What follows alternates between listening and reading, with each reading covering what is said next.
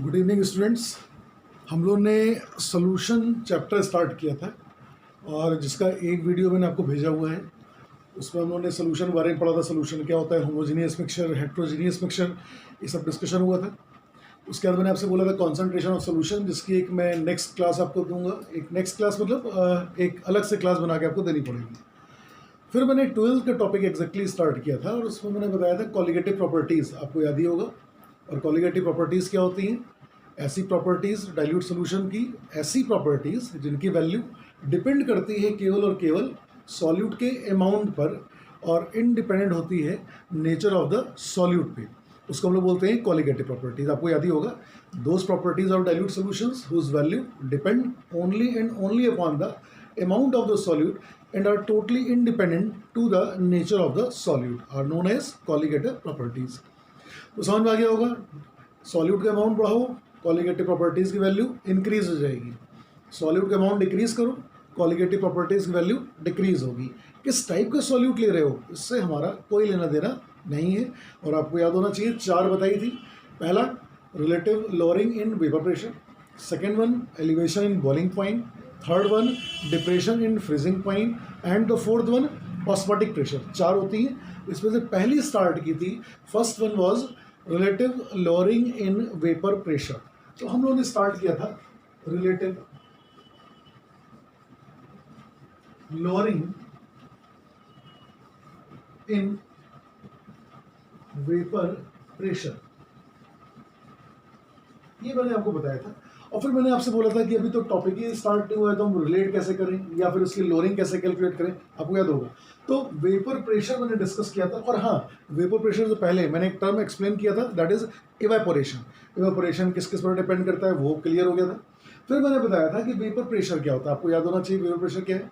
तो अगर आपको जल्दी से बस 2 मिनट के अंदर आप समझ लें, मैंने आपसे बोला था कि अगर हमारे पास एक कंटेनर है और कंटेनर कैसा होना चाहिए, क्लोज कंटेनर होना चाहिए।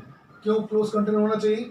क्योंकि इसमें डायनेमिक इक्विलिब्रियम एग्जिस्ट करेगी। इवेपोरेशन में क्लोज कंटेनर हो ना हो डजंट मैटर, बट अगर वेपर प्रेशर की बात आ रही है तो कंटेनर शुड बी क्लोज्ड, इसको आप याद रखिएगा। फिर मैंने आपसे बोला था कि मेरे पास अगर एक लिक्विड है, कोई लिक्विड ले लेते हैं, suppose that this is the a liquid. अब ये ए लिक्विड क्या करेगा, कुछ इवेपोरेट करेगा। इवेपोरेट करेगा तो ये कुछ वेपर फेज में आएगा। जब वेपर बनना शुरू होंगी तो चूंकि सरफेस तो क्लोज्ड है, वेपर्स तो बाहर जाने से नहीं, जब वेपर बाहर नहीं जाएंगी तो ये वेपर ड्रॉपलेट के फॉर्म में आएगी। और ये ड्रॉपलेट क्या करेगा, धीरे धीरे कंडेंस होना शुरू करेगा और ये कंडेंसेशन बाद वापस ये लिक्विड में आएगा। इट मीन्स जो लिक्विड के मॉलिक्यूल्स वेपर फेज में जा रहे हैं, वही वेपर के मॉलिक्यूल लिक्विड फेज में आ रहे हैं, यानी कि इनका मास क्या रहेगा, कॉन्स्टेंट। दूसरी चीज़, ये मैंने आपसे बोला था जब 2 प्रोसेस है, एक फॉरवर्ड रिएक्शन हो गई, एक बैकवर्ड रिएक्शन हो गई। इसमें क्या हो रहा है, इवेपोरेशन। इसमें क्या हो रहा है, कंडेंसेशन। एक कुछ देर बाद कुछ समय ऐसा आएगा जिस रेट से इवेपोरेशन होगा उसी रेट से कंडेंसेशन होगा। और एक इसमें इक्विलिब्रियम एग्जिस्ट करेगी, डायनेमिक इक्विलिब्रियम एग्जिस्ट करेगी। उस टाइम हम लोग ये चेक करेंगे कि वेपर का क्या प्रेशर इस सरफेस के ऊपर लग रहा है। उस सरफेस पे लगने वाले प्रेशर को हम लोग बोलेंगे वेपर प्रेशर। क्या बोला था मैंने, the pressure exerted by these vapours, कहाँ पे, over the surface of the liquid. किस कंडीशन पे, at the condition of dynamic equilibrium, क्या कहेंगे उसको, is known as vapour pressure. याद आ गया।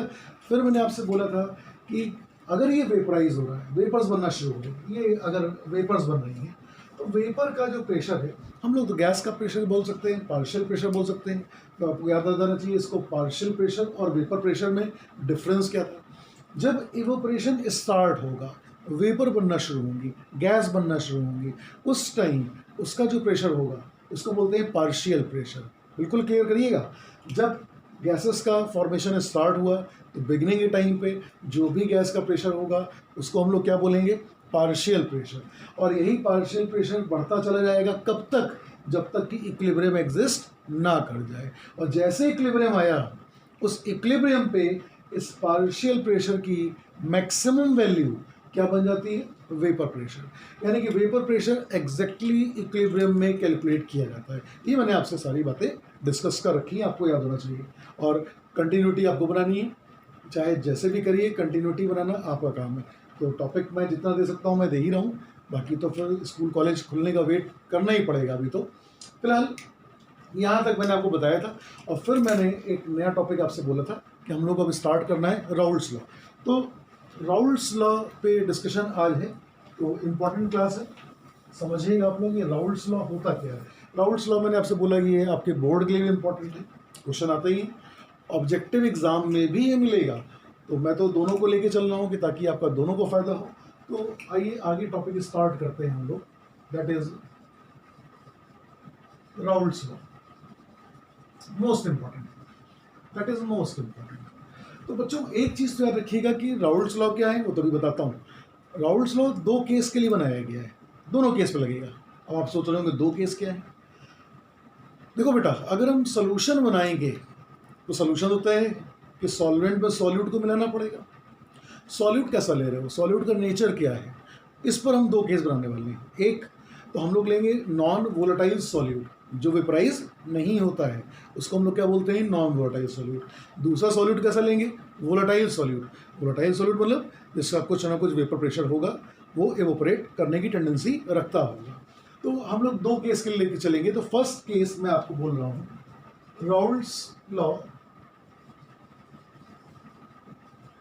Raoult's law for the solution containing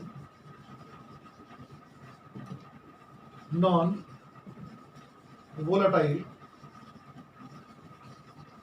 solid। पहला केस, ये मेरा केस 1 हो गया। Raoult's law for the solution containing non-volatile solute। non-volatile solute आपको याद है मैंने क्या बोला था, आइडियली अगर हम बात करें तब तो सुनने में सही लगता है, कोई भी सॉलिड ऐसा नहीं है जो थोड़ा बहुत वोलेटाइल ना हो, बट हम लोग आइडियल केस की बात करेंगे। तो नॉन वोलेटाइल सॉल्यूट का नेचर क्या था, कुछ याद है, क्या बताया था कि इसका जो वेपर प्रेशर होगा वो क्या होगा, जीरो, इसका कोई वेपर प्रेशर नहीं होगा। वेपर प्रेशर जीरो ना होने का मतलब क्या है कि वेपराइज नहीं हो रहा है, कोई वेपराइज नहीं होगा। जब वेपर्स ही नहीं बनेंगी तो प्रेशर की बात करना ही सेंसलेस होगा, उस बारे में डिस्कशन नहीं करेंगे। तो ये आइडियल केस है, रियल केस में ऐसा कुछ नहीं होता है।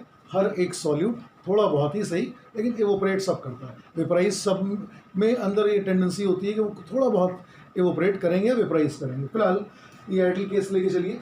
तो आप लोग जल्दी से इसको लिखिए, Raoult's law for the solution containing non volatile solute. और दोनों केस में दो अलग अलग फॉर्मूले बनने वाले हैं, और दोनों ही फॉर्मूले अपने अपनी जगह इंपॉर्टेंट हैं। क्या इंपॉर्टेंस है वो भी मैं आपको आज वाली क्लास में डिस्कस करता हूँ। तो जल्दी से आप नोट करो, Raoult's law for the solution containing non volatile solute. और नॉन वोलेटाइल सॉल्यूट का मतलब जिनका वेपर प्रेशर नहीं होता है, जीरो होता है। तो आइए देखते हैं क्या है भाई, क्या लॉ है, चलो देखते हैं हम लोग। मान लीजिए हमारे पास एक कंटेनर है, अलग अलग बताते हैं आपको, और इस कंटेनर में मेरे पास एक लिक्विड है, केवल लिक्विड है। लिक्विड मतलब सॉल्वेंट, लिक्विड का मतलब कंफ्यूज मत करना, कोई भी उसको आप सॉल्वेंट ले लीजिए। मैंने इसको बोल दिया प्योर लिक्विड, और यहाँ पे इसकी होंगी वेपर्स, ये वेपर्स होंगी। तो प्योर लिक्विड को क्या ले रहे हो, ए मान ले रहे हैं। तो ये बेटा क्या हो गया, ये हो गया वेपर ऑफ ए, वही ए लिक्विड की वेपर्स बन गई। इसका क्या होगा, पार्शियल प्रेशर या वेपर प्रेशर। जब इक्विलिब्रियम आ जाएगा वो हमारा क्या बन जाएगा, वेपर प्रेशर। तो इसके वेपर के प्रेशर को मैंने डिनोट किया एक सिंबल से, इसको मैंने बोला पी नॉट। नॉट का मतलब प्योर, नॉट का मतलब हमेशा रखिएगा प्योर। अभी हम लोग इलेक्ट्रोकेमिस्ट्री में पढ़ेंगे तो नॉट का मतलब स्टैंडर्ड से वहाँ मतलब होता है, यहाँ नॉट का मतलब है प्योर स्टेट की बात कर रहे हैं, केवल और केवल लिक्विड ही है, प्योर लिक्विड है। अच्छा, प्योर का सब मतलब एक चीज़ और याद रखिएगा, इसको बार बार हम लोग यूज़ करेंगे कि mole fraction of solute and mole fraction of solvent is equal to होता है 1। तो मैंने अगर आपसे कहा कि सॉल्यूट प्योर है, तो सॉल्यूट प्योर का मतलब क्या हुआ, सिंपल सी बात है कि पूरा सॉल्यूट ही है, कोई सॉल्वेंट नहीं। सॉल्वेंट नहीं मतलब क्या हो गया, जीरो, यानी कि मोल फ्रैक्शन ऑफ सॉल्यूट क्या हो जाएगा, मैक्सिमम 1। मैंने कहा लिक्विड प्योर है, सॉल्वेंट प्योर है, तो अगर ये प्योर है तो उसका मतलब क्या हुआ कि कोई सॉल्यूट नहीं है। जब कोई सॉल्यूट नहीं है तो इसका मोल फ्रैक्शन क्या हो गया, 0। तो इसका मोल फ्रैक्शन क्या होगा, मैक्सिमम कितना, 1। तो अब मैंने आपसे बोला कि ये इस प्योर वेपर प्रेशर लिया है, तो प्योर वेपर प्रेशर किसका हो गया, सॉल्वेंट का। यानी कि इसका मतलब ये हो गया कि यहाँ पे मैं XA को 1 लेके चलूँ। आई थिंक इतना समझ में आ गया होगा, कोई बहुत बड़ी चीज़ नहीं है। अब सेकेंड केस में आते हैं। इसी में मैंने मिक्सिंग कर दी, मिक्सिंग ऑफ सॉल्यूट, और सॉल्यूट कैसा है, नॉन वोलेटाइल। सॉल्यूट कैसा है, नॉन वोलेटाइल। कौन सा सॉल्यूट है, वही ले लो, बी ले लिया। अब तो सोचो क्या होगा, जब सॉल्यूट आएगा तो उसके साथ होमोजेनियस मिक्सचर बनाएगा। जब होमोजेनियस मिक्सचर बनाएगा तो यहाँ जितनी वेपर्स थी, क्या उतनी वेपर्स रह पाएंगी एक ही, नहीं। क्यों, होमोजेनियस बनाने के लिए बी वाला क्या करेगा, इनके बीच बीच में स्पेस ऑक्युपाई करेगा। मीन्स देखो जरा क्या हुआ, वही कंटेनर है, यहाँ पे मैंने ले लिया liquid A plus non volatile solute B. यहाँ पे जो वेपर्स बनी आप देख सकते हो, ये तो वेपर्स हैं एक ही, ये तो वेपर्स बन गई एक ही, ये वेपराइजेशन रफली दिखा दे रहा हूँ। अब बीच बीच में क्या आ गए, बी के मॉलिक्यूल्स आ गए। अब देखो बी के मॉलिक्यूल्स हो गए, बट नेचुरल यहाँ पे ए की वेपर्स क्या हो गई, कुछ कम है। जब ए की वेपर्स ही कम है तो इनका पार्शियल प्रेशर या वेपर प्रेशर क्या होगा, कुछ ना कुछ तो कम होगा ही होगा। और अब ये सोल्यूशन बन गया, अब ये सोल्यूशन है, अब ये सॉल्वेंट नहीं रह गया। तो यहाँ पे मैं इसको पीएस बोल दूंगा। पीएस मतलब वेपर प्रेशर ऑफ सोल्यूशन। कौन solution, containing non volatile solute. और हम बुक के अकॉर्डिंग भी चलते हैं, तो इसको मैं ले रहा हूँ पी ए। अब तुम सोच रहे हो कि सर पी ए क्यों लिया, पी ए क्यों लिया, यहाँ पी नॉट है, यहाँ पी ए क्यों कर दिया आपने, ए क्यों कर दिया। देखो बेटा, क्या बी का कोई वेपर प्रेशर है, नॉन वोलेटाइल सॉल्यूट है। मैंने आपसे क्या बोला, नॉन वोलेटाइल सॉल्यूट का वेपर प्रेशर 0 होता है। तो अब इस सॉल्यूशन का जो वेपर प्रेशर होगा वो किस पर डिपेंड करेगा, सॉल्यूशन के कंपोनेंट पे। सॉल्यूशन के कंपोनेंट क्या है, सॉलिड भी है और सॉल्वेंट भी है। बट सॉल्यूट कैसा ले रहे हो, वो तो नॉन वोलेटाइल ले रहे हो, उस पर तो डिपेंड करेगा नहीं। किस पर डिपेंड करेगा, ए पे डिपेंड करेगा। तो पी ए का मतलब ये हुआ, पी का मतलब हो गया vapour pressure of solution, A का मतलब हो गया due to A component. Solution का वेपर प्रेशर किस पर डिपेंड करेगा, ऑब्वियसली ए पे तो डिपेंड करेगा, जो वेपराइज होगा उसी पे ही तो डिपेंड करेगा। लेकिन अब इसको नॉट तो नहीं बोल सकते। नॉट क्यों नहीं बोल सकते, थोड़ी अकल लगाओ अपनी, क्योंकि यहाँ तो सोल्यूशन बन चुका है, बी भी आ चुका है। तो सोल्यूशन का वेपर प्रेशर के लिए मैंने क्या किया, पी ए ले लिया। आई थिंक आपको समझ में आ गया होगा। पी का मतलब वेपर प्रेशर ऑफ सोल्यूशन, किस कंपोनेंट की वजह से, ए लिक्विड की वजह से, इसलिए इसको बोलेंगे पी ए। तो पी नॉट ए की बात करें तो ये प्योर वेपर प्रेशर होगा, किसका होगा, प्योर ए का होगा। और मैंने कहा पी ए है, तो पी ए मतलब क्या हो गया, vapour pressure of solution due to A component. इतना समझ में आ गया। तो जल्दी इसको आप रफ नोट करना चाहें नोट करिए, फिर कुछ सिंबल बता के मैं फॉर्मूला आपको ड्राइव कराता हूँ। सबसे पहले राउल्ट्स लॉ है क्या, वो मैं आपको बताता हूँ। तो आइए जरा देखते हैं। अभी मुझे इस डायग्राम की जरूरत है तो इसको मैंने साफ नहीं किया है। आइए समझिए, मैंने आपसे बोला जो पी ए है, पी ए मतलब vapour pressure of solution containing non volatile solute. ये बच्चों किस पर डिपेंड करेगा, किस पर डिपेंड करेगा, आप कहेंगे टेम्परेचर पे। ठीक है, तो टेम्परेचर तो कांस्टेंट है। आप लैब में काम कर रहे हैं तो जो भी टेम्परेचर आपने मेंटेन कर रखा है, टेम्परेचर तो कांस्टेंट है। अब तुम कहोगे सर लिक्विड का नेचर, तो लिक्विड तो कोई एक ही होगा। सपोज करो वाटर है तो वाटर का तो कांस्टेंट नेचर हो गया। तो डिपेंड किस पे करेगा, क्या बी पे डिपेंड करेगा, बी तो नॉन वोलेटाइल है, बी पे डिपेंड करने का कोई मतलब ही नहीं है। फिर एक फैक्टर डिपेंड करता है क्या, कि अमाउंट ऑफ लिक्विड कितना है, लिक्विड का अमाउंट कितना है। यानी कि P A is directly proportional to mole fraction of A. तो जितना ज़्यादा ए लिक्विड का अमाउंट होगा, इवोपरेशन उतना ज़्यादा होगा, वेपर्स उतनी ज़्यादा बनेंगी, प्रेशर उतना ज़्यादा होगा। तो आई थिंक रिलेशन आपको समझ में आ गया होगा। अब प्रोपोर्शनलिटी साइन हटाना है, मैंने P A equals to constant ले लिया के इंटू एक्स ए। अब बात ये आती है कि भाई पी ए तो हमको नहीं पता, ना मुझको के की वैल्यू पता है। अब करें क्या, कैसे वैल्यू निकाली जाए, के की वैल्यू कैसे निकाली जाए। अगर मैंने आपसे कुछ देर पहले बोला था कि एक्स ए का मतलब ए लिक्विड का अमाउंट बढ़ाना शुरू करो, एक तो वैल्यू निकालनी पड़ेगी ना, तो हमने क्या कहा आपसे, हमने कैसे करो यार, इसमें ए लिक्विड का अमाउंट बढ़ाओ और कहाँ तक बढ़ा सकते हो। अभी आपको बोला X A plus X B is equal to 1, तो एक्स ए की वैल्यू कहाँ तक बढ़ा सकते हो, 1 तक बढ़ा सकते हो। यानी इतना बढ़ा दो कि जो सॉल्यूट का अमाउंट है वो बिल्कुल नेग्लिजिबल हो जाए, अप्रॉक्स 0 मान के चलते हैं उसको। तो मैंने आपसे बोला कि इफ लिक्विड इज प्योर, अगर लिक्विड प्योर है तो क्या मैं बोल सकता हूँ x A becomes equal to 1, x A की वैल्यू 1 हो गई, और एक्स ए की वैल्यू 1 हो गई, यहाँ 1 पुट करोगे तो क्या ये पी ए बराबर के आ गया। अब यहीं पे एक बात नोट करने वाली बात है, जब लिक्विड प्योर हो गया तो क्या ये पी ए रह पाएगा। पी ए क्या था, vapour pressure of solution due to A component, लेकिन अब ए कंपोनेंट ही पूरा फुल फ्लैश्ड है, 100% ए ही है, क्योंकि लिक्विड क्या कर दिया आपने, प्योर। तो ये जो पी ए होगा ये किसके बराबर होगा, पी नॉट ए के, क्योंकि अब तो उसमें सॉल्यूट है ही नहीं। तो मुझे के की मैक्सिमम वैल्यू पता चल गई, कहाँ तक गई, पी नॉट ए तक गई। अब अगर इस वैल्यू को उठा के यहाँ पुट कर दूँ तो क्या मेरे पास फॉर्मूला बन गया, P A is equal to P not A into x A. हम लोग इस फॉर्मूले का खूब इस्तेमाल करने वाले हैं। अब आपको सिंबल पता होने चाहिए, पी ए क्या है, वेपर प्रेशर ऑफ सोल्यूशन।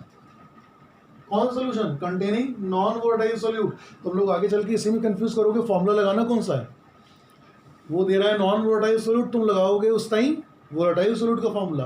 होता है ऐसा, अभी आपको मेरी बात लग रही होगी तो बड़ी आसान सी चीज़ है, बट जब तुम ही लोग न्यूमेरिकल करोगे तो यही प्रॉब्लम स्ट्रेट फॉरवर्ड लेके आओगे, सर इसमें ऐसा क्यों, हमारा आंसर नहीं आ रहा।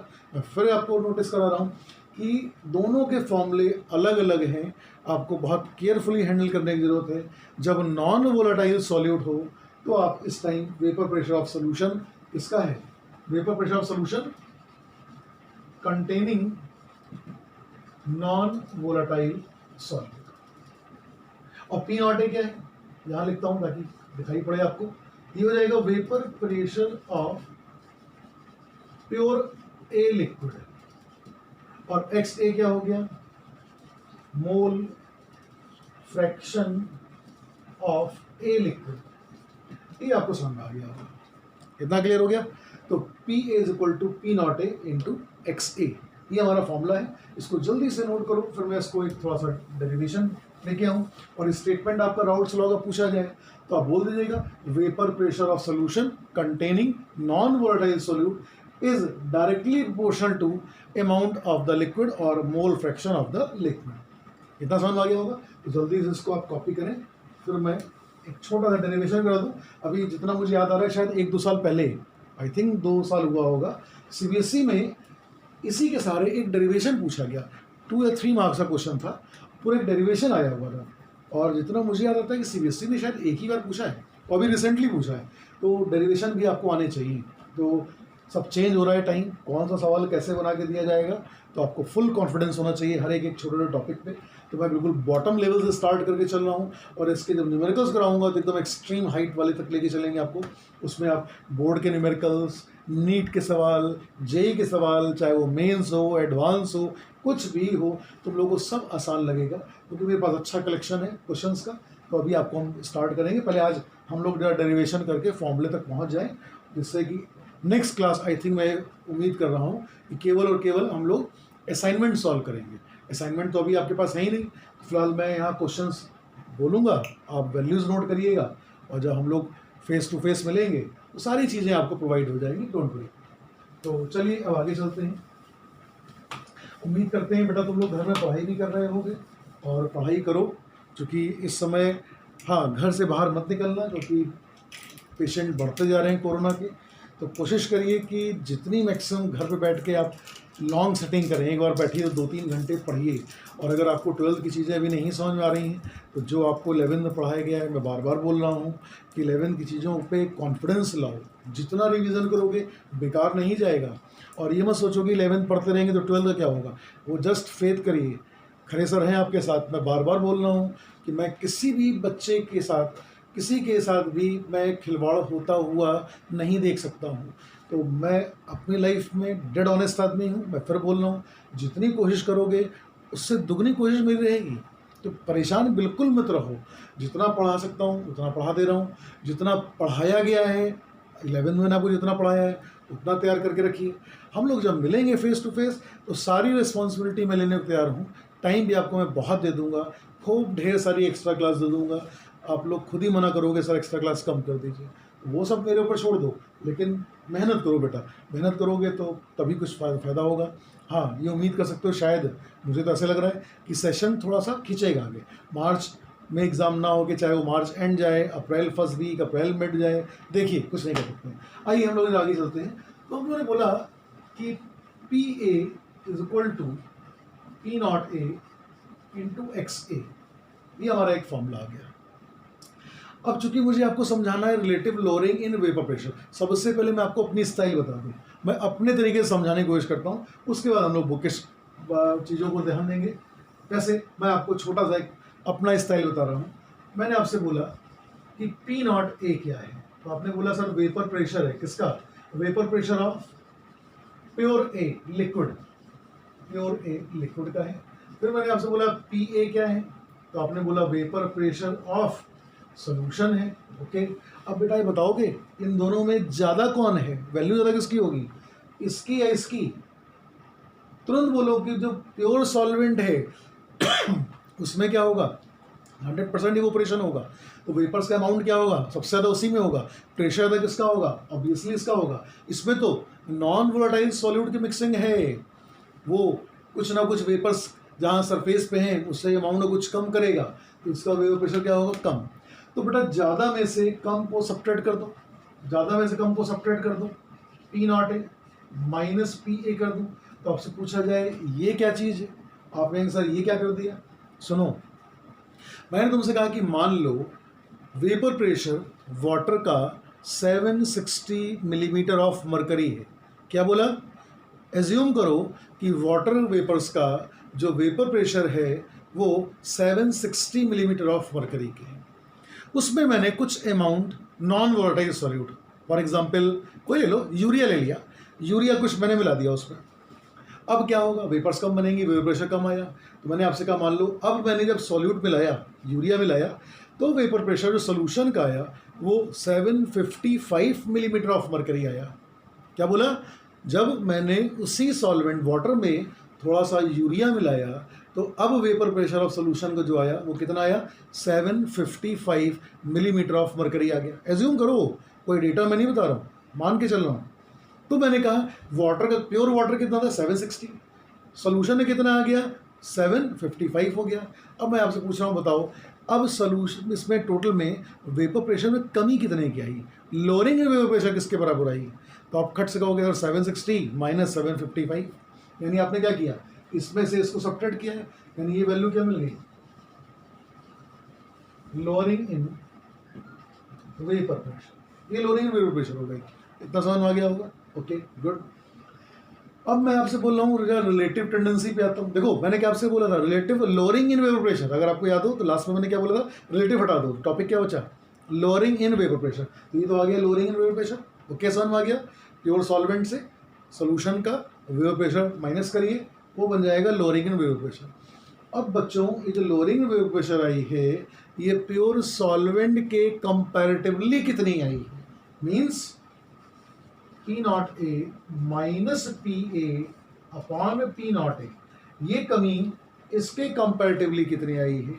तो क्या अब मैं इसको आर एल वी पी बोल सकता हूँ।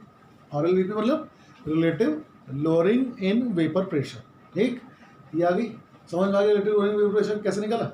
अब आपसे पूछा जाए ये आर एल वी पी किस पर डिपेंड करेगा। देखिए P A, P not A minus P A upon P not A is equal to आएगा एक्स बी, आप कहेंगे एक्स बी क्या है, क्या बताया था, बी क्या है, non volatile solute, X B क्या हो गया, mole fraction of non volatile solute, यानी जो RLVP होता है वो बराबर आता है किसके, मोल fraction of non volatile solute. आप कहेंगे सर ये कैसे आया, अब ये तो मेरी स्टाइल है, मैंने आपसे पहले बोला मैं अपनी स्टाइल समझा दे रहा हूँ, क्या है इस फॉर्मूले को मैं अभी यहाँ से 2 मिनट लगेगा ड्राइव करके दिखा देता हूँ। ये तो हमारा तरीका था जिससे सारे बच्चों को समझ में आ जाए क्या है भला ये। अब आइए जरा बुकिश बातों पे हम बात करते हैं। तो ये बताओ कि PA is equal to P0A और XA की जगह क्या मैं 1 माइनस XB कर सकता हूँ। कितनी बार बताया जाए कि XA plus XB is equal to 1, XA is equal to क्या होगा 1 माइनस XB। ओके, इससे मल्टीप्लिकेशन कर लो जरा, अब ये आ जाएगा PA is equal to P0A minus P0A XB। समझ आ गया। इस निगेटिव साइन कंपोनेंट को पूरे उठाकर यहाँ ले आइए, इसको इधर कर दीजिए, अब आ जाएगा ये P0A XB is equal to P0A minus PA। देख रहे हो ये वैल्यू आ गई, P0A माइनस PA। अब जरा हमें ये लाना है तो XB बराबर क्या होगा, XB equals to P0A minus PA upon P0A। लो आ गया। तो मैंने आपको तो एक शॉर्टकट अपने स्टाइल में बताने की कोशिश की कि यार ये भला है क्या, और तुमको अगर स्कूल एग्जाम में आ जाए तो आप इसको इस तरह लिख के आइए, कोई दिक्कत नहीं। हाँ, स्कूल एग्जाम में ऑब्वियसली मत कर देना, ये तो मैं अपने तरीके से समझा रहा हूँ, इसमें तुमको टॉपिक आसान लगे। ये तो फॉर्मूला का डेरिवेशन है, ये बोर्ड में पूछा गया था कि ये फॉर्मूला नॉन वोलेटाइल सॉल्यूट का रिलेटिव लोअरिंग वेव प्रेशर का फॉर्मूला डिराइव करिए, तो ये आपके सामने पूरा हो गया। अब इसके न्यूमेरिकल भी हम लोग करते हैं, पहले कुछ चीज़ें हम लोग अच्छे से क्लियर कर लें तब, अभी तो इसमें काफ़ी कुछ बताने लायक चीज़ें हैं। फिलहाल समझ आ गया होगा, आई थिंक, मैं उम्मीद यही करता हूँ। जल्दी से नोट करिए, 1 मिनट का टाइम लीजिए, नोट कर लो, फिर मैं इसके आगे स्टार्ट करूँ। हाँ, अब ये देख सकते हो ये वैल्यू है क्या, relative lowering in vapour pressure, किस पर डिपेंड कर रहा है, अमाउंट ऑफ द सॉल्यूट पे, इसलिए क्या है कॉलिगेटिव प्रॉपर्टी। याद आ गया, कॉलिगेटिव प्रॉपर्टी किस पर डिपेंड करती है, अमाउंट ऑफ द सॉल्यूट पे, और साफ साफ दिखाई पड़ रहा है कि RLVP किसके बराबर है, XB पे, जितना ज़्यादा ये उतना ज़्यादा ये, जितना कम ये उतना कम ये। समझ में आ रहा होगा, इसलिए क्या है कॉलिगेटिव प्रॉपर्टी। तुमसे अगर पूछा जाए कि लोअरिंग इन वेपर प्रेशर, ये वैल्यू देखो जरा, एक मिनट रुक जाओ, पहले समझ लो तब लिखो। ये आ गया, ये क्या है, बस इतनी चीज़ देखो, इससे मतलब नहीं है, इसको देखना भी नहीं, इसको देखो जहाँ मैंने फिंगर रखा हुआ है, P0A माइनस PA क्या है, लोअरिंग इन वेपर प्रेशर है। जब ये लोअरिंग इन वेपर प्रेशर है तो क्या ये केवल और केवल अमाउंट ऑफ सॉलिड पर डिपेंड कर रही है ना, इसके साथ तो इसका मल्टीप्लिकेशन है, इंडिविजुअल इस पर डिपेंड नहीं कर रही है। इसलिए अगर आपसे क्वेश्चन पूछा जाए lowering in vapour pressure is colligative property, अगर आपसे पूछा जाए is lowering in vapour pressure a colligative property, क्या है लोअरिंग इन वेपर प्रेशर क्या कॉलिगेटिव प्रॉपर्टी है, तो आप कहेंगे नो ये नहीं है, क्योंकि केवल अमाउंट पर डिपेंड नहीं कर रही है। हाँ, relative lowering in vapour pressure की बात करूँ तब ये किस पर डिपेंड कर रही है, अमाउंट ऑफ द सॉल्यूट पर डिपेंड कर रही है, इसलिए ये कॉलिगेटिव प्रॉपर्टी है। आई थिंक इतना समझ में आ गया होगा, आना भी चाहिए, कोई बहुत बड़ी चीज़ नहीं है। तो जल्दी इसको बेटा नोट कर लीजिए, फिर मैं इसी के आगे और स्टार्ट करता हूँ, फिर आपको समझ में आएगा।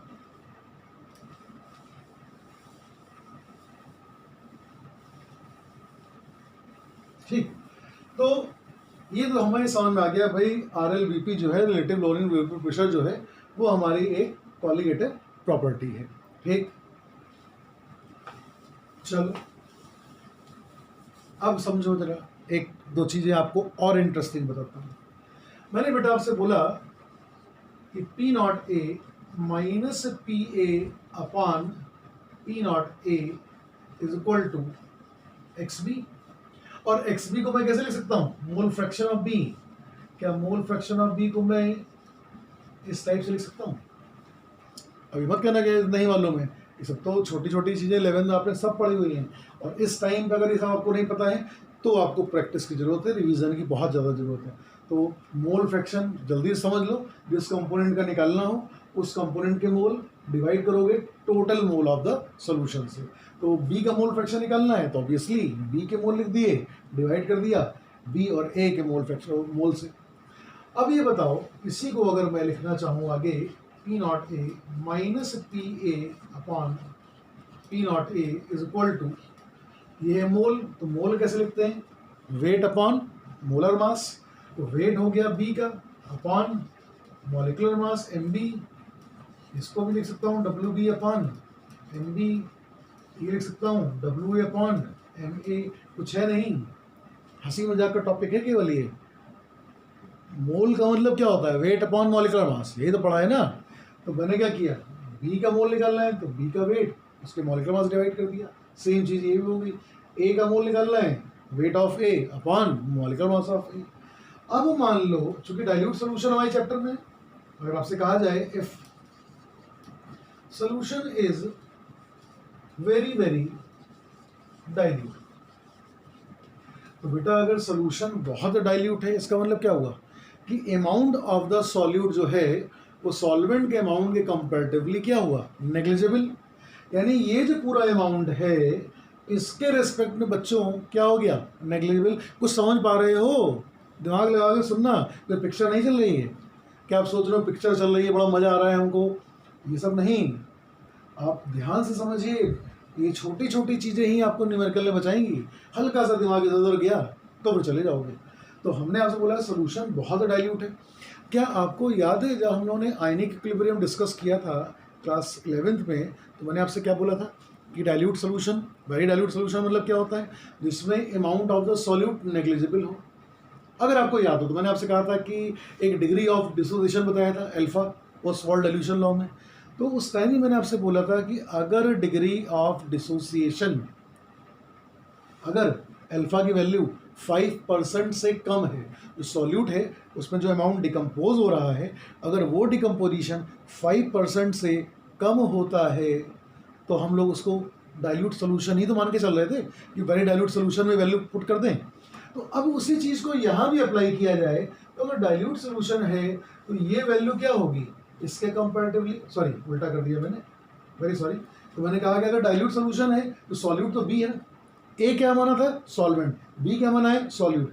तो अगर सोल्यूशन डाइल्यूट है तो सॉल्यूट क्या होगा, ऑलमोस्ट नेग्लिजिबल। यानी कि बच्चों ये जो अमाउंट है क्या इसके कंपैरेटिवली नेग्लिजिबल होगा, यस बिल्कुल होगा। इसका मतलब ये हुआ कि WB upon MB is very very less than किसके, WA अपॉन MA के। समझ में आ गया होगा। अब क्या करें, अब कुछ नहीं, इसको नेगलेक्ट कर लो। अब क्या बचा, P0A minus PA upon P0A is equal to WB upon MB। ये क्या आ गया, WA अपॉन MA। इसको रीअरेंज किया जाए, MB नीचे आएगा MA ऊपर जाएगा, यानी क्या आ गया WB upon MB WA into MA। या तुम लोग शॉर्ट में भी करना चाहो तो ये कर सकते हो कि P0A minus PA upon P0A is equal to, इसको क्या बोल सकते हो NB, इसको क्या बोल सकते हो NA, दिया जाएगा। बट अलर्ट कर रहा हूँ, ये फॉर्मूला काफ़ी डेंजरस फॉर्मूला है, ये फॉर्मूला काफ़ी डेंजरस फॉर्मूला है। तुम्हारा आंसर सही भी आ सकता है और तुम्हारा आंसर गलत भी आ सकता है, सब उसी एक सवाल में, एक ही सवाल में तुमको लगेगा कि हम तो सही कर रहे हैं लेकिन आंसर कुछ और आ रहा है। क्यों, प्रॉब्लम क्या है, कितना सॉल्यूट मिलाया जाए जिससे ये वो वेरी डाइल्यूट सोल्यूशन बन जाए, ये हम कैसे मानेंगे, ये हम कैसे मान लें, हमें कैसे पता चलेगा कि कब हमको किस रेंज में सॉल्यूशन को वेरी डाइल्यूट लेना है। या कभी उसने अगर आपसे अमाउंट ही कैलकुलेट करा दिया, समझ रहे हो मेरी बात, उसने आपको सॉल्यूट के अमाउंट ही नहीं दिया, सॉल्यूट के अमाउंट दिया ही नहीं उसने आपको, और तब आपसे वैल्यूज कैलकुलेट करा दी जा रही हैं, और उस टाइम ये फॉर्मूला हो सकता है वहाँ वैलिड हो भी जाए और हो सकता है ना भी हो। तो एक मैं आपको सजेस्ट करूँगा कि कोशिश करना इस फॉर्मूले से बचने की, इस फॉर्मूले से बचने की कोशिश करना। तुम लोग नोट कर लो, लेकिन मैं तुमको ही बताता हूँ करना क्या। आपको जो बता रहा हूँ वैसे कॉपी करिएगा। आप कभी भी गलत सवाल कर ही नहीं सकते हैं अगर आपने खरे सर की बातों को मन से समझा है, वाकई मन से पढ़ रहे हो, तो तुम्हें कोई भी सवाल परेशान नहीं कर सकता है, किसी भी लेवल का सवाल हो। बाकी तो मैं भी आपको बताता हूँ। अभी पहले तो नोट कर लीजिए आप इसको, फिर मुझे बताना पड़ेगा कि क्यों इसमें प्रॉब्लम आ रही है। तो आइए हम लोग देखते हैं जरा कि क्या है। आई थिंक आपने नोट कर लिया होगा। ये फॉर्मूला मैं आपको कभी रिकमेंड नहीं करूँगा कि इस फॉर्मूले का आप सवाल सॉल्व करिए, कभी नहीं करूँगा। क्या करूँगा फिर आप समझो। हम एक अजीबोगरीब फॉर्मूला बनाने चल रहे हैं। ये जो हम लोगों ने पढ़ा है RLVP, P naught A minus P upon P not a. अभी तुम्हारा दिमाग चकराने वाला है कि सर ने ये क्या कर दिया। अभी तुम्हारा दिमाग घन चक्कर बनने वाला है कि सर कर क्या रहे हैं। अब मैंने क्या किया, फॉर्मूला ड्राइव कर दिया। अब मैंने यहाँ पर इसको हटा दिया, अब मैंने इसको हटा दिया, नॉट हटा दिया। तुम कहोगे सर ये क्या है, परेशान ना हो, अब चिल्लाओ नहीं, बताते हैं क्या कर रहे हैं। और यहाँ मैंने कर दिया NB अपॉन N, बस। अभी आपने देखा वेरी डाइल्यूट सोल्यूशन के लिए फॉर्मूला क्या बनाया था, P naught A minus P upon P naught is equal to NB upon N। अब मैंने यहाँ P नॉट ए की जगह PA कर दिया। तो वो सर ये क्या कर दिया आपने, काहे कि सब बवाल कर रहे हैं हमको और वैसे नहीं समझ में आएगा। चिंता ना करो, कुछ नया नहीं किया है, कुछ भी नया नहीं किया है। हमने फॉर्मूले के साथ थोड़ा सा हंसी मजाक किया है। देखो P naught A minus PA upon P naught A NB upon NA plus NB, ये था ओरिजिनल फॉर्मूला RLVP का relative lowering in vapour pressure का ओरिजिनल फॉर्मूला ये है। इसी के साथ थोड़ा सा खेल लेते हैं हम लोग भी। क्या करना है, ऐसा करते हैं इस पूरे फॉर्मूले को रिवर्स कर देते हैं। करके देखो, भाई पता चल जाएगा क्या आएगा। P naught A minus PA, ये क्या आ गया, क्या ये NA अपॉन NB प्लस 1 आएगा। कुछ जल्दीबाजी नहीं है, इसमें इसको डिवाइड करोगे तो NA अपॉन NB, इसमें इसका डिवीजन करोगे 1। इस 1 भाई साहब को जरा इधर ले आओ, इक्वल के इधर ले आओ, माइनस में आ जाएंगे बिल्कुल। P naught A upon P naught A minus PA minus 1 is equal to NA upon NB। Clear, वही मैंने कुछ नया नहीं किया है, वही फॉर्मूले के साथ खिलवाड़ चल रहा है, कुछ नहीं। मैं सोच रहा हूँ कोई नई मैथमेटिक्स आ गई, सब कुछ वही है। अब जरा इसको सॉल्व करो, क्या वैल्यू आएगी, P naught A minus P naught A plus PA upon P naught A minus PA is equal to NA upon NB। Check कर लो, P नॉट ए आ गया, एलसीएम में आ गया, क्या आ जाएगी वैल्यू, ये इसको ऊपर लेके जाओगे minus P naught A, minus minus हो जाएगा प्लस P नॉट ए। तो क्या अब ये वैल्यू और ये वैल्यू कट गई, जगह कम है थोड़ी सी मेरे पास, तो आप समझें क्या वैल्यू आ गई है, PA upon P naught A minus PA NA upon NB, ये आया। अगर मैं वापस इस फॉर्मूले को रिवर्स कर दूं तो क्या ये फॉर्मूला आ जाएगा। On reversing this formula P naught A minus PA upon PA NB over N। लो खुश, वही चीज आ गई, कुछ नहीं किया। तो अब मैं आपसे कहने जा रहा था, सोल्यूशन डाइल्यूट है, डाइल्यूट नहीं है, कुछ भी हो, आप इस फॉर्मूले का इस्तेमाल करेंगे कभी गलत नहीं आएगा। बस एक बात ध्यान रखना, एक बात ध्यान रखना कि अगर सवाल में उसने कहा है the value of relative lowering in vapour pressure is x, क्या मैंने बोला कि अगर RLVP की वैल्यू x दी गई है और आपसे पूछा गया मोलर मास ऑफ सॉल्यूट क्या होगा, MB क्या होगा, तब कृपया करके हाथ जोड़ के निवेदन है इस फॉर्मूले का इस्तेमाल मत कर देना। तुम लोग गधे हो एक नंबर के, समझते तो हो नहीं, खुश हो जाते हो, हाँ सबने एक फॉर्मूला बता दिया, लेकिन एप्लीकेशन कब किसका क्या करना है ये तो समझ के क्वेश्चन करना। उसने क्या दिया है RLVP, क्या ये RLVP है, ये RLVP नहीं है। RLVP मैंने क्या बोला है, ये है RLVP। P naught A minus PA upon P naught A upon P naught ए, क्या दे रखा है PA। तो अगर सवाल कुछ इस टाइप का मिले कि relative lowering in vapour pressure की वैल्यू दी गई है और आपसे पूछा जा रहा है मॉलिक्यूलर मास ऑफ सॉल्यूट निकालिए, तो आप लोगों को क्या करना होगा, ये पूरी वैल्यू किसके बराबर दी गई है, x के, NB को चेंज कर लोगे WB अपॉन MB, इसको चेंज कर लेना WA अपॉन MA, इसको चेंज कर लेना WB अपॉन MB। तुम क्या होगे सर यहाँ तो WA और MA कुछ दिया ही नहीं गया, परेशान ना हो, ये तो डेटा मैंने नहीं दिया है ना, आपको डेटा दिया जाएगा, यहाँ पे आपको WA भी दिया जाएगा और जो ये सॉल्वेंट दिया जाएगा तो मॉलिक्यूलर मास तो निकाल ही लोगे उसका। इट मीन्स देखो ध्यान सुनना, ये पूरी वैल्यू, पहली वैल्यू आपको दी गई, WB आपको दिया जाएगा, बट नेचुरल दिया जाएगा, WA आपको दिया जाएगा, MA दे चाहे ना दे कोई मतलब नहीं, MB WB पता ही है, MB आ गया, क्या भी सॉल्व हो जाएगा सवाल। तो बच्चों लोगों, मैंने आपसे दो चीज़ें बोली हैं, इस फॉर्मूले का रोल यूनिवर्सली आप कर सकते हो, बस एक केस से मत कर देना कि अगर RLVP की वैल्यू दे रहा है,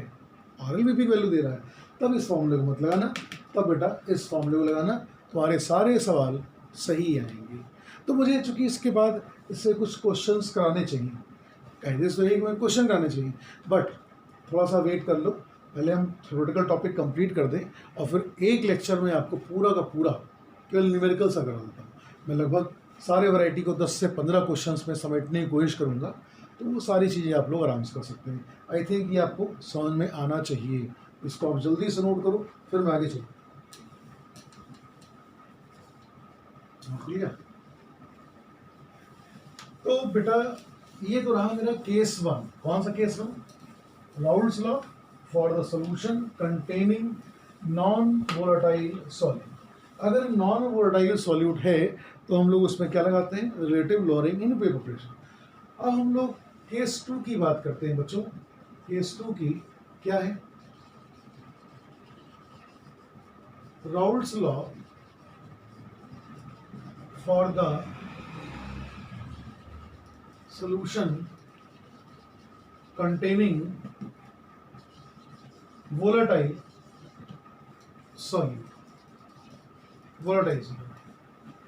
सुनने में तो आ रहा था यार कि शायद जेई मेंस की डेट भी आगे बढ़ेगी नेक्स्ट सेशन में। अब क्या सच्चाई है मुझे नहीं पता, जैसे लोग होते हैं सब बातें होती रहती हैं। तो कुल मिला के मैं इसलिए बोल रहा हूँ, तुम लोग बहुत वरी होने की ज़रूरत नहीं है। वरी ये रहो कि जितना टाइम है क्या तुम उसको यूटिलाइज कर पा रहे हो, ये ज़्यादा इम्पोर्टेंट है।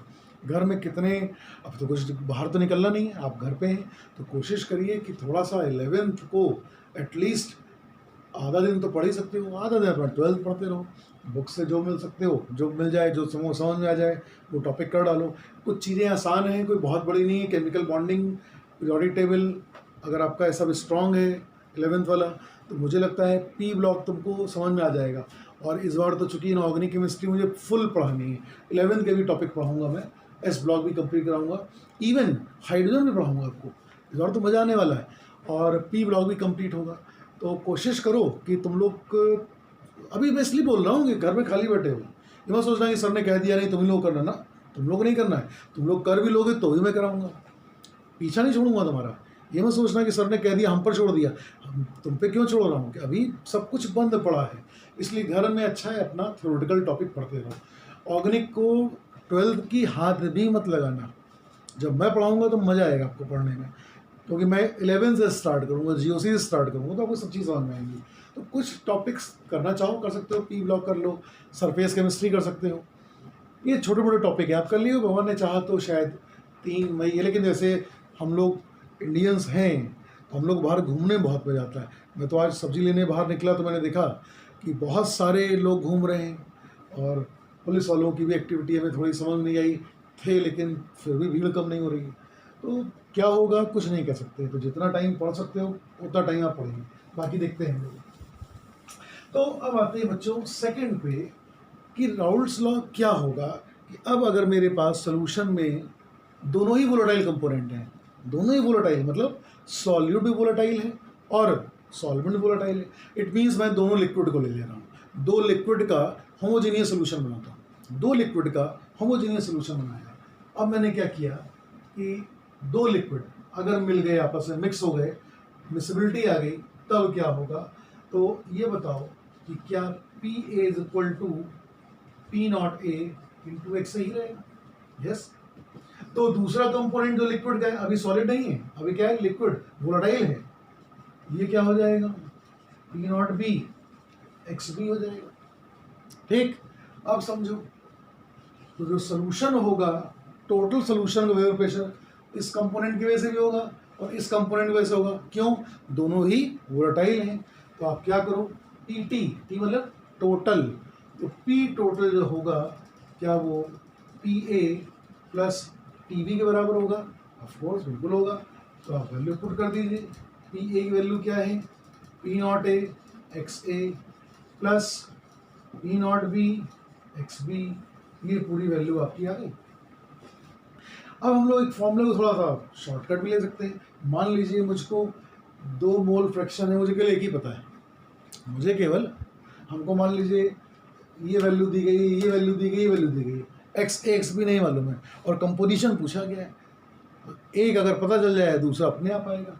इसमें तो 2 अननोन है, एक्स ए भी नहीं मालूम है, एक्स बी भी नहीं मालूम है, कोई बात नहीं। मैं क्या करता हूँ, P T is equal to P not A x A, और जो करने जा रहा हूँ उस पर जेई का सवाल आया हुआ है, अभी बताता हूँ। P not B into 1 minus x A कर लूँ, लो 2 अननोन थे, x A x B 2 unknown थे, अब क्या हुआ, केवल एक ही रह गया एक्स ए। क्या करोगे अब, P T equals to P not A x A, multiplication करिए, P not B minus P not B x A, x A x मैं कॉमन निकाल सकता हूँ, तो ऐसा करता हूँ, P not A x A, ये नॉट है माइनस नहीं है, minus P not B x A plus P not B x A आपने लिया कॉमन, एक्स ए कॉमन ले लीजिए, क्या बचा, P not A minus P not be, और यहाँ क्या बचा, प्लस पी नॉट बी, और ये क्या हो गया, पी टोटल। बोलो समझ में गया? तो इसका भी हम लोग नेक्स्ट क्लास में खूब यूटिलाइजेशन करेंगे और हम लोग सवाल भी करेंगे, इंक्लूडिंग जेई का भी 1-2 सवाल इस पर आया हुआ है जितना मुझे याद है, उस पर हम लोग डिस्कशन करेंगे।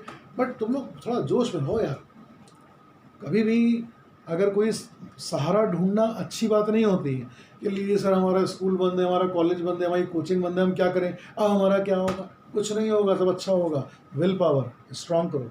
बाकी तो 1-2 महीने की कष्ट है यार, मुलाकात तो भी आपसे होनी है ना, जब होनी तो रेस पकड़ी जाएगी, डोंट वरी, जितना सिखा रहा हूँ उतना सीख लो, बाकी तो सब काम में आएगा। और तुम लोग प्रॉब्लम पूछते हो, सबके पास मेरे फ़ोन नंबर हैं, उसके बावजूद तुम लोगों का, कुछ बच्चों को मैसेज आता है, मैं सबके लिए नहीं कहूँगा, कुछ बच्चे मुझसे मैसेज से पूछते हैं सवाल, बहुत अच्छी बात है, होना चाहिए।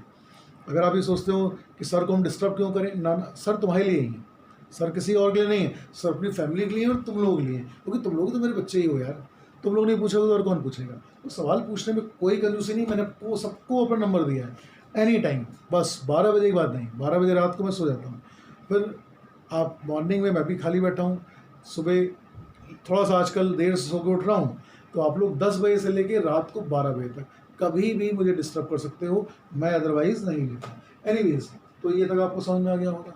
चलो जल्दी से थोड़ा सा यार, टाइम भी हो रहा है, एक ग्राफ पे बात हो जाए। ग्राफ क्या है, तुम कहोगे सर इस पर ग्राफ क्या आ गया, अरे बड़ा इंटरेस्टिंग है, नोट कर लिया आप लोगों ने? चलिए आप देखिए जरा, हम एक ग्राफिकल अप्रोच आपसे बात करें, ये ग्राफिकल अप्रोच क्या है। मान लीजिए सबसे पहले मैंने आपसे एक कंपोनेंट की बात की, वेपर प्रेशर और एक्स की बात की। आप कहेंगे सर ये एक्स जो मोल फ्रैक्शन है क्या है, किसका है? अगर ये क्वेश्चन पूछो तो गधे हो तुम लोग। एक कंपोनेंट का है, एक ही कंपोनेंट की बात करो, हमने कहा मान लो सॉल्वेंट का ही है, सॉल्वेंट का ही, तो ये यहाँ से इसको इंक्रीज करना है, यानी इस पॉइंट पे ये एक्स ए है, इस पॉइंट पे ओरिजिन पे एक्स ए क्या है, 0, तो 2 कंपोनेंट नहीं है, यानी इस पॉइंट पे लिक्विड नहीं है। और ये यार जो लिक्विड नहीं तो वेपर प्रेशर तो 0 होगा, क्योंकि एक्स ए है ही नहीं इस पॉइंट पे, तो वेपर प्रेशर भी क्या होगा, 0 ही तो होगा। इतनी बात समझ में आ गई। अब आपने मोल फ्रैक्शन बढ़ाना शुरू किया, यहाँ से लेके बढ़ाते गए और इस ओरिजिन पे आप आ गए, 2 ओरिजिन लेके चलते हैं, X A is equal to 1, ये मैंने ऐसे बना दिया, ठीक। यानी कि इस पॉइंट पे आपने जीरो से लेके मोल फ्रैक्शन बढ़ाया लिक्विड का 1 तक कर दिया, तो जीरो से वेपर प्रेशर क्या होगा, जैसे लिक्विड बढ़ेगा उसका वेपर प्रेशर भी क्या होगा, बढ़ेगा। क्या है, कुछ ग्राफ इस टाइप से आ जाएगा, और ये जो वैल्यू होगी बेटा ये क्या होगी, P नॉट है, बस यही होगी। और आप चाहें तो यहाँ फॉर्मूला भी लगा सकते हैं, क्या लगा सकते हैं, क्या है इसको छोड़, इसको क्या बताएं, मिक्सिंग बताएंगे आपको भी। तो इतना आई थिंक समझ में आ गया होगा। ठीक, ये तो एक सिंगल कंपोनेंट का है, जल्दी से बना लो फिर आगे चलें। ये कंपोनेंट का है। अब अगर हम लोग मान लीजिए दो कंपोनेंट मिक्स करते हैं, तुम कहोगे सर दो कंपोनेंट मिक्स करने का मतलब, चलो देखते हैं, ये आज वाली क्लास का लास्ट, बाकी हम लोग नेक्स्ट लेक्चर में बात करेंगे। मैंने यहाँ लिया अगेन वेपर प्रेशर का और मोल फ्रैक्शन का, और मेरे पास दोनों कंपोनेंट हैं। इस पॉइंट पे एक्स ए को मैंने जीरो माना, इस पॉइंट पे एक्स ए जीरो है, एक्स बी क्या होगा, ऑब्वियसली 1। हाँ, ये याद रखिएगा कि A and B both are liquids, ये दोनों लिक्विड्स का बता रहा हूँ आपको, मैं लिख दे रहा हूँ, तुम लोग भरोसा नहीं कर सकते। A and B are liquids and if a liquid is more volatile than B liquid, मान लेते हैं A वाला जो है थोड़ा सा ज़्यादा वोलेटाइल है, किससे, B वाले से। कहेंगे आप सर इसका क्या मतलब हुआ, कुछ नहीं मतलब हुआ यार, A वाला ज़्यादा वोलेटाइल है, इसका मतलब उसका वेपर प्रेशर थोड़ा सा ज़्यादा होगा, किससे, लेस वोलेटाइल B लिक्विड से। आई थिंक समझ रहे होगे, जो ज़्यादा वोलेटाइल है उसका वेपर प्रेशर भी ज़्यादा होगा, जो लेस वोलेटाइल है भाई उसका वेपर प्रेशर भी कम होगा। तो मैंने कहा इस पॉइंट पे एक्स ए जीरो है, एक्स बी क्या है, मैक्सिमम। जब एक्स बी मैक्सिमम है तो बी लिक्विड का वेपर प्रेशर भी मैक्सिमम होगा, क्योंकि मैक्सिमम लिक्विड बी है, उसका वेपर प्रेशर भी क्या होगा, मैक्सिमम। तो मान लेते हैं ये जो पॉइंट है मेरा, ये हो गया पी नॉट बी। बेटा समझ पा रहे हो, समझो फिर से, इस ओरिजिन पे ए लिक्विड है ही नहीं, इसी पॉइंट पे क्या हो जाएगा, इसका वेपर प्रेशर, लिक्विड है उसका वेपर प्रेशर नहीं होगा। अब मैंने आपसे कहा इस पॉइंट पे एक्स बी वन है, जब एक्स बी वन है, मैक्सिमम लिक्विड बी है, तो उसका वेपर प्रेशर भी क्या होगा, मैक्सिमम होगा। तो यहाँ पे ले लिया पी नॉट बी। ठीक, अब मैंने क्या किया, यहाँ से वैल्यू को बढ़ाना है, तो एक्स ए को बढ़ाएंगे हम यहाँ से, जीरो से कहाँ तक बढ़ाते ले, क्या हो गया, इसके मैक्सिमम पे, यानी एक्स ए उस पॉइंट पे जाके क्या हो गया, मैक्सिमम 1। ऑब्वियसली एक्स बी क्या हो जाएगा, जीरो। इसको बढ़ाओगे तो ये कम हो जाएगा, जीरो हो जाएगा। इतनी बात समझ में आ गई। ठीक, अब एक्स ए 1 है, इस पॉइंट पे ए लिक्विड का वेपर प्रेशर मैक्सिमम होगा, और इसको मैं थोड़ा हाइट पर रखता हूँ, इस पॉइंट पर रखता हूँ, that is your P not A. तो ऊपर क्यों रखा, ये लिखा हुआ है, if A liquid is more volatile than B, A liquid का वोलेटाइल नेचर ज़्यादा है, इसलिए वेपर प्रेशर भी क्या होगा, इससे थोड़ा हाइट पर रहेगा। इतना समझ में आ गया। यानी कि जब तुम यहाँ से ए का मोल फ्रैक्शन बढ़ाओगे, यहाँ से ए का वेपर प्रेशर बढ़ेगा, स्ट्रेट लाइन ग्राफ चला गया। इसमें आप क्या लिखोगे, P A equals to P not A x A. अब जरा ग्राफ को ऐसे करके देखो, लेफ्ट टू राइट पढ़ो। अब तुम यहाँ से क्या कर रहे हो, बी को बढ़ा रहे हो, तो बी को बढ़ा रहे हो तो उसका वेपर प्रेशर क्या होगा, बढ़ेगा, और ये इसका वेपर प्रेशर आ गया। ठीक, यहाँ पे क्या लिखोगे, P B equals to P not B into X B, और यहाँ से आप दोनों को जोड़ दिया जाए, ये बेटा मेरा बन गया P T, that is P not A x A plus P not B X B. देख लो, ये ग्राफ भी स्कूल लेवल के लिए इम्पोर्टेंट है, स्कूल लेवल पे आ सकता है। तो अभी तो सबकी एप्लीकेशन हम लोगों को करने ही है। तो आज मैंने आपको ये सारी चीज़ें पढ़ा दी हैं, 2 केस डिस्कस किए हैं, solution containing non volatile solute and the solution containing volatile solute. इसको नोट करिए, बाकी की क्लास कल।